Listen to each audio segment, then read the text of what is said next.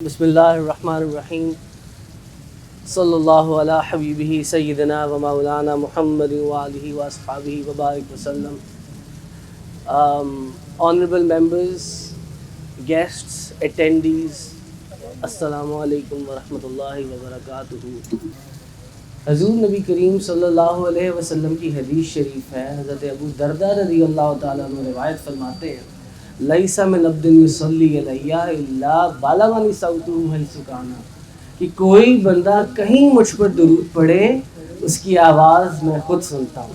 اب اس حدیث مبارکہ کو ذہن میں رکھتے ہوئے ایک مرتبہ پھر سے درود شریف پڑھیے. الصلاۃ والسلام علیک یا سیدی یا رسول اللہ وعلی آلک واصحابک یا سیدی یا حبیب اللہ. بندہ نچیز بیرسٹر احمد محسن آپ لوگوں کے سامنے حاضر ہے اپنے چند خیالات کا اظہار کرنے کے لیے. محمد سعید محسنی صاحب کا ہم شکر گزار ہیں کہ انہوں نے ہمیں یہ حاضری کا موقع دیا. اللہ تبارک و تعالیٰ قرآن پاک کے اندر فرماتا ہے الا بذکر اللہ تطمئن القلوب. جب ہم سے پوچھا جائے کہ دلوں کو سکون کیسے ملے گا، دلوں میں سکون کیسے حاصل ہوگا، تو اس کا ارشاد اللہ تبارک و تعالیٰ اس کا جواب فرماتا ہے الا بذکر اللہ تطمئن القلوب. جان لو کہ اللہ ہی کا ذکر دلوں کا اطمینان ہے. تو اللہ تعالیٰ کا ہی ذکر اور اللہ تعالیٰ کے محبوب برگزیدہ بندوں کا ذکر. آج ہم جن کی محفل میں بیٹھے ہیں، تاجدار دو جہاں، شاہ سوار لا مکاں، مالک زمین و آسماں، روح کن فکاں، حضور پر نور شافع یوم النشور، حبیب رب غفور، احمد مجتبیٰ حضرت محمد مصطفیٰ صلی اللہ علیہ وسلم. He is someone of an unrivaled character, distinguished in nature. حضور علیہ الصلوۃ والسلام کی شان مبارکہ علامہ اقبال علیہ رحمہ نے فرمایا تھا کہ محمد سے وفا تو نے تو ہم تیرے ہیں، یہ جہاں چیز ہے کیا لوح و قلم تیرے ہیں. تو علامہ اقبال نے فرمایا تم ان سے وفا کر کے تو دیکھو، تم حضور علیہ الصلوۃ والسلام سے اور ان کے پیغام سے تم وفا کر کے تو دیکھو، تو پھر تم دیکھو گے کہ دین بھی تمہارے ساتھ ہوگا اور دنیا بھی تمہیں حاصل ہوگی. تو یہ علامہ اقبال کا خلاصہ تھا. اور علامہ اقبال اور کانسٹنس پیڈوک کرسچن مشنریز کے اندر، کانسٹنس پیڈوک ایک بہت بڑا نام ہوا ہے مشنریز کے اندر. تو انہوں نے کہا کہ اگر مسلمانوں کے اندر سے اس یونیٹی کو، اس بائنڈنگ فورس کو ختم کرنا ہے، تو ان مسلمانوں کی جو بائنڈنگ فورس ہے وہ حضور علیہ الصلوۃ والسلام سے محبت کی ہے. اگر ان مسلمانوں کو کوئی چیز جوڑتی ہے اور ایک بنا کر رکھتی ہے تو وہ اور کچھ نہیں مگر تاجدار دو جہاں کی انرائیولڈ محبت ہے. تو مسلمانوں کے دلوں سے اس محبت رسول کو نکال دو اور تم دیکھنا اسلام ختم ہو جائے گا. یہ ایک کرسچن مشنری نے کہا اور یہی بات علامہ اقبال علیہ رحمہ نے فرمائی. انہوں نے فرمایا کہ اگر مسلمانوں کو یونائٹ کرنا ہے then the binding force has to be that of the holy prophet peace be upon him. کہ اگر مسلمانوں کو ایک کرنا ہے تو پھر حضور علیہ الصلوۃ والسلام کی محبت کی شمع تمام لوگوں کے دلوں کے اندر روشن کرنی ہوگی. تو کی محمد سے وفا تو نے تو ہم تیرے ہیں، یہ جہاں چیز ہے کیا لوح و قلم تیرے ہیں. بندہ نچیز عرض کرتا ہے کہ میرا پروفیشن لا کے ساتھ ہے، بندہ نچیز ایک بیرسٹر ہے. تو حضور علیہ الصلوۃ والسلام ہمیں ہماری لیگل نالج نے یہ بتایا کہ حضور علیہ الصلوۃ والسلام نے جن پرنسپلز کی فاؤنڈیشن آج سے 1400 سال پہلے رکھی تھی، آج بھی آ کر لوگوں نے ان فاؤنڈیشنز کو ویسٹرن سوسائٹی نے صحیح طریقے سے امپلیمنٹ نہیں کیا.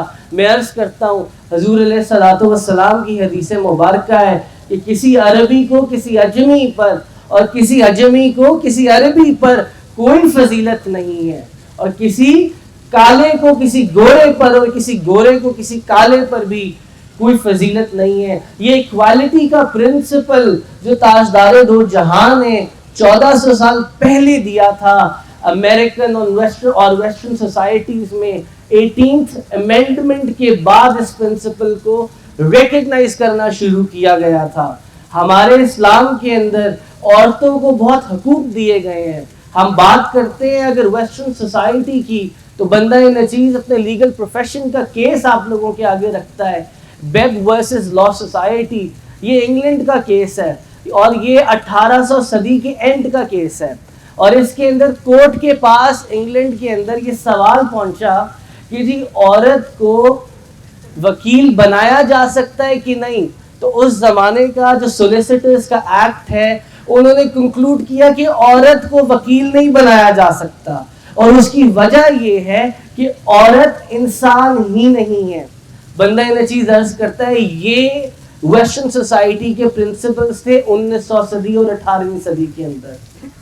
اور دوسری طرف ہمارے ہیں تاجدار دو جہاں, شاہ سوار لامکاں, مالک زمین و آسمان, روح کن فکاں, حضور علیہ الصلوۃ والسلام, جنہوں نے 1400 سال پہلے نہ صرف ان رائٹس اور حقوق کو ریکگنائز کیا بلکہ امپلیمنٹ فرمایا.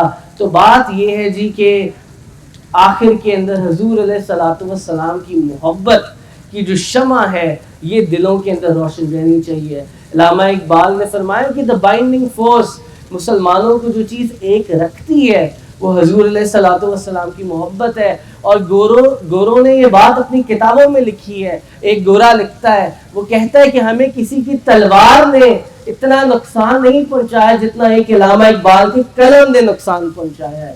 حضور علیہ الصلوۃ والسلام کی محبت کی شمع انہوں نے لوگوں کے دلوں کے اندر روشن فرمائی.